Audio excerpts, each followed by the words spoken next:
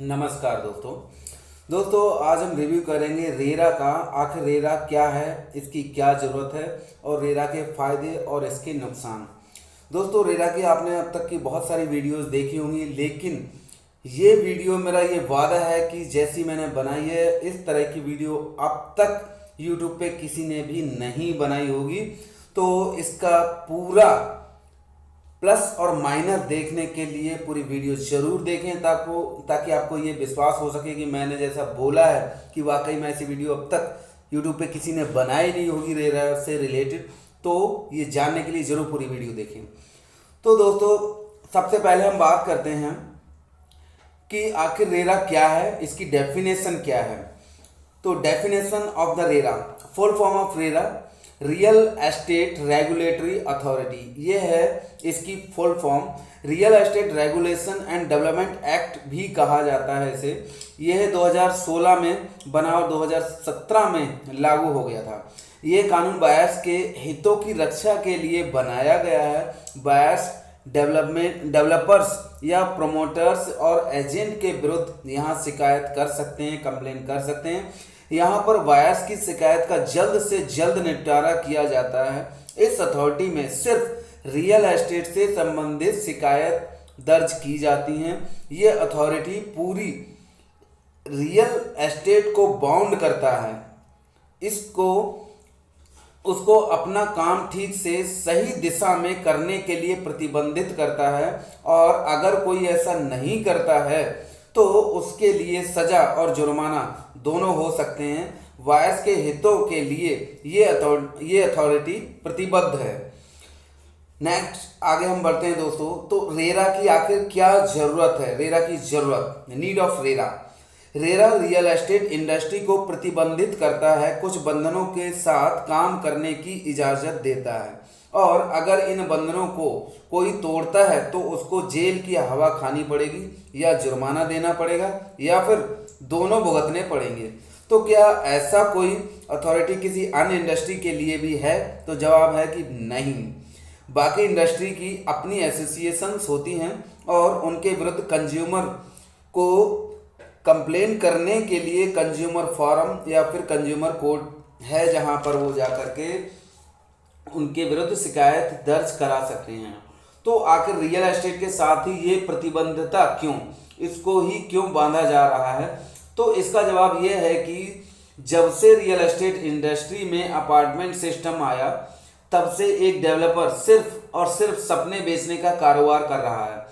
किसी ने सोचा भी नहीं होगा कि सपने भी बेचे जा सकते हैं या हवा महल भी बेचे जा सकते हैं। ये अब तक सुना ही होगा कि हवा महल, लेकिन बिल्डरों ने ये साबित किया कि आखिर हवा महल भी कुछ होता है। सिर्फ हवा में महल बनाकर बेच देना बिल्डर ने सिखाया। पेपर का एक बुकलेट प्रिंट करके जमीन दिखाकर 10 मंजिल और 20 मंजिल और 25 मंजिल बेच दिया जाता है।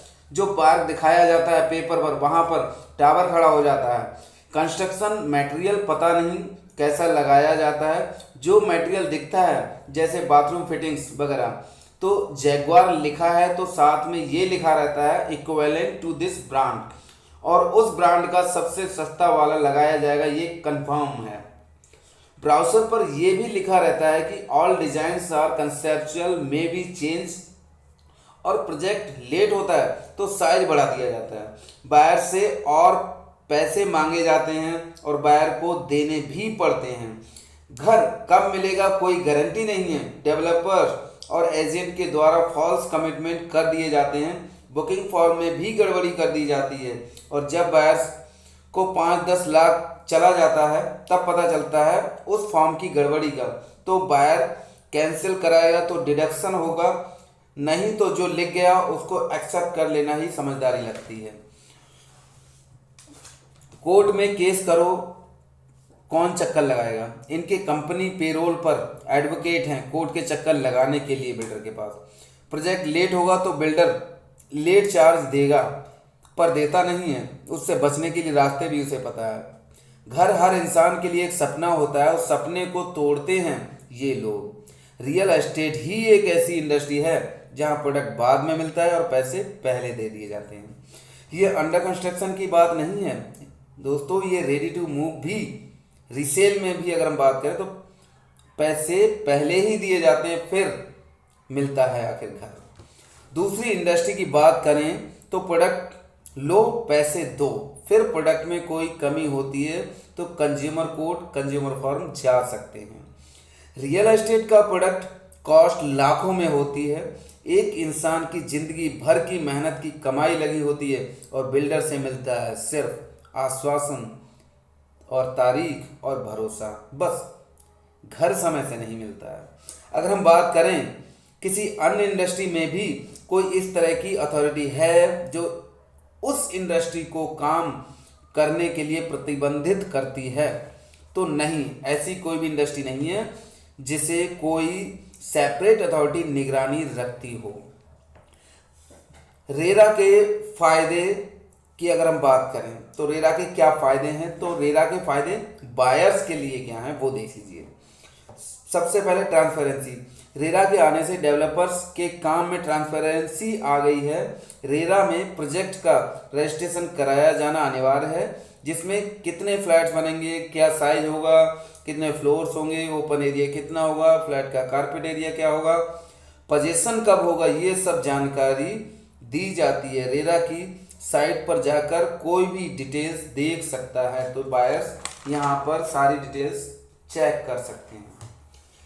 नेक्स्ट है पोजीशन, टाइम से मिलने के चांस ज़्यादा हो जाते हैं। उसके बाद है पोजीशन लेट होने पर रेरा में कंप्लेंट कर सकते हैं, जिससे उचित पेनल्टी बायर को मिलेगी। नेक्स्ट है रेरा में प्रोजेक्ट डिटेल के अकॉर्डिंग प्रोजेक्ट नहीं बनाया जाता है, तो उसकी कंप्लेंट रेरा में करके डेवलपर को उचित दंड दिलाया जा सकता है। नेक्स्ट है एजेंट द्वारा फॉल्स कमिटमेंट करने पर रेरा में कंप्लेंट कर उचित सजा दिलाई जा सकती है या उससे हुए नुकसान की भरपाई कराई जा सकती है।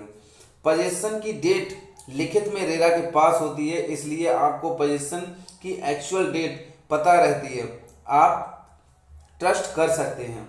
नेक्स्ट है जल्दी निर्णय, ये अथॉरिटी सिर्फ रियल एस्टेट के मामले ही देखती है, तो किसी भी कंप्लेंट का निर्णय जल्द हो जाता है, कोर्ट की तरह चक्कर नहीं लगाने पड़ते हैं। 60 दिन में मैक्सिमम किसी भी कंप्लेंट का समाधान इनको करना अनिवार्य है।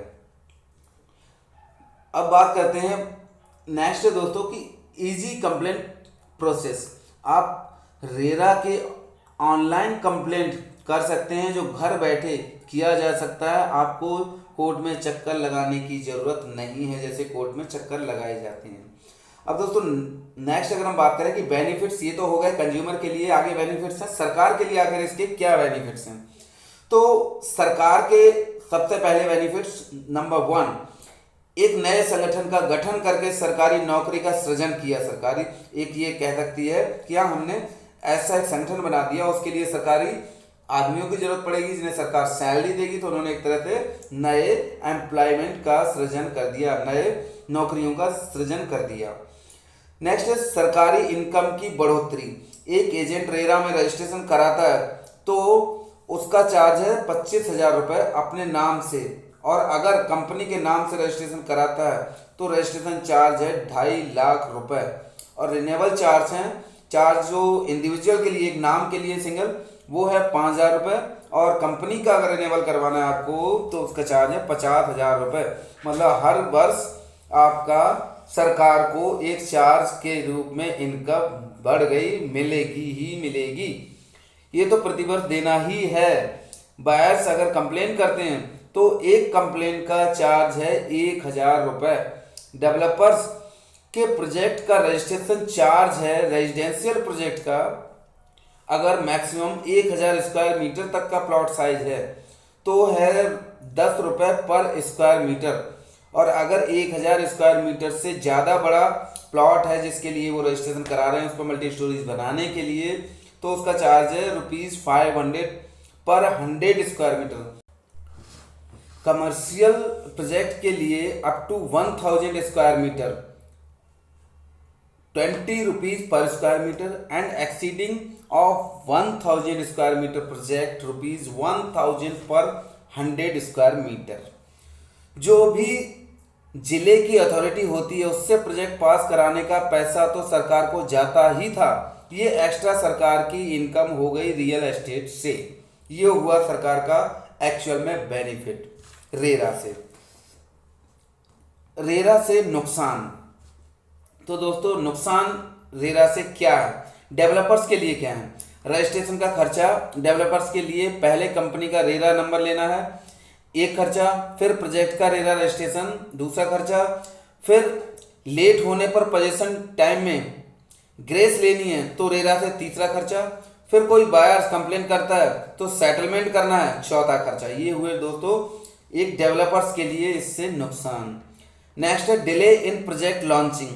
प्रोजेक्ट कंसर्न अथॉरिटी से पास होने के बाद रेरा में रजिस्ट्रेशन होता है, जिसको लगभग 1 से 2 महीने लग जाते हैं। इस पीरियड में प्रोजेक्ट का ना सेल कर सकते हैं और ना ही प्रमोट कर सकते हैं और ना ही मार्केटिंग कर सकते हैं। अब अगर हम बात करें एजेंट के लिए क्या नुकसान है इसका, रजिस्ट्रेशन एक्सपेंस। एजेंट अपने नाम से कंपनी के नाम से कंपनी एक्ट या प्रोप्राइटरशिप में रजिस्ट्रेशन कराकर सरकार को रजिस्ट्रेशन चार्ज दे देता है, फिर इनकम पर इनकम टैक्स दे देता है। अब रेरा में भी रजिस्ट्रेशन चार्ज और फिर हर वर्ष रिन्यूएबल चार्ज भी देना है। ये है एक एजेंट के लिए नुकसान। ब्रोकरेज। दोस्तों एजेंट को ब्रोकरेज डेवलपर्स देगा कि नहीं देगा, टाइम से देगा कि नहीं देगा, ये रेरा में नहीं दिया है, इसकी कौन सोचेगा। अब बायर्स के लिए क्या नुकसान है दोस्तों, ये आप लोगों को थोड़ा सा अजीब लगेगा। ये है मेरा सबसे अलग और सबसे बिल्कुल जो अभी तक किसी ने भी नहीं सोचा और ना ही कुछ ऐसा बनाया। रेरा का गठन ही बायर्स के हितों की रक्षा के लिए किया गया था, तो भला इससे बायर्स को क्या नुकसान होगा। तो मैं आप लोगों को यही बताने के लिए ये वीडियो बनाया हूँ, जिसके लिए इस अथॉरिटी का गठन किया गया और वो उद्देश्य ही पूरा नहीं होता है तो बायर्स का नुकसान ही तो हुआ। कैसे, सुनिए। पोजीशन, सबसे पहले हम बात करते हैं। रेरा के आने के बाद भी कोई भी ऐसा प्रोजेक्ट नहीं है जो रेरा के डर से टाइम से पोजीशन दिया हो। डेवलपर्स ग्रेस पीरियड के नाम पर और समस्याओं के नाम पर जो कि रेरा में ही दी हुई हैं, पैसे देकर पोजीशन टाइम बढ़वा लेता है और फिर भी अगर प्रोजेक्ट कंप्लीट ना हो तो अनकंप्लीट प्रोजेक्ट के साथ फ्लैट कंप्लीट करा के हैंडओवर दे देता है, जो बायर्स जल्दी करते हैं और सभी बायर्स को तुरंत रहना नहीं होता है। हुआ ना बायर्स का नुकसान। नेक्स्ट, कंप्लेन का सॉल्यूशन। बायर की कंप्लेन का समाधान निकाला जाता है रेरा में। डेवलपर को सजा या दंड नहीं मिलता है। समाधान के लिए रेरा की इनकम बढ़ती है। बायर्स को आश्वासन मिलता है। दंड तो कोर्ट में ही दिया जाता है। बायर्स को कोर्ट में पहुंचने में ये एक रुकावट बनाई गई है ब्रेकर के रूप में, ताकि यहाँ पर बंदा रुका रहे और वो कोर्ट तक ना पहुंचे, और इस तरह से रेरा के अंडर टेबल भी कमाई बढ़ाई गई है। नेक्स्ट है दोस्तों जो बायर्स का नुकसान है, मास्टर प्लान में चेंजेस। मास्टर प्लान में बदलाव किया जा सकता है, फ्लैट का साइज बढ़ाया जा सकता है, नया टावर्स बनाया जा सकता है, कंपाउंडिंग मैप पास कराओ, अथॉरिटी को चार्जेस दो, रेरा में न्यू मास्टर प्लान सबमिट करो। हुआ ना बायर का नुकसान दोस्तों। Late penalty guarantee. Position late होने पर डेवलपर बायर्स को पेनल्टी देगा, पर इसका जुगाड़ बिल्डर के पास है, साइज बढ़ाना।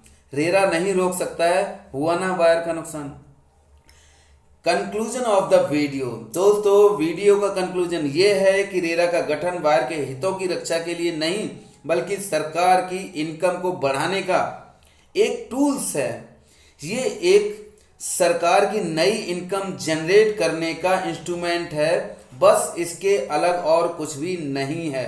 अगर आपको वीडियो पसंद आई हो तो लाइक करना, कमेंट्स करना और शेयर करना। मेरे चैनल को सब्सक्राइब जरूर कर लेना ताकि अपडेट वीडियोस आपको मिलती रहें। Thank you very much for watching my video. Thank you.